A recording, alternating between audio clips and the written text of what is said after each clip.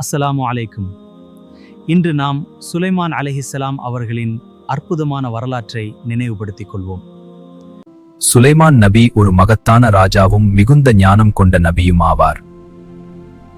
அல்லாஹ் அவருக்கு காற்றையும் ஜின்களையும் கட்டுப்படுத்தும் சக்தியை அளித்தார்.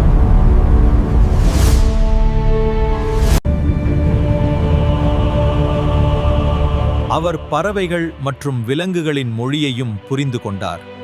ஒரு எறும்பின் வார்த்தையை கேட்டதும் அதை மிதிக்காமல் சுலைமான் நபி தன் படையை நிறுத்தினார்.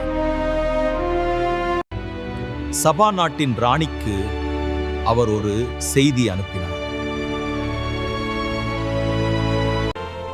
அவர் உண்மையை உணர்ந்து அல்லாஹ்வை ஏற்றுக்கொண்டார். உண்மையான சக்தி அதிகாரத்தில் இல்லை, அது அல்லாஹ்வின் அருளில் உள்ளது.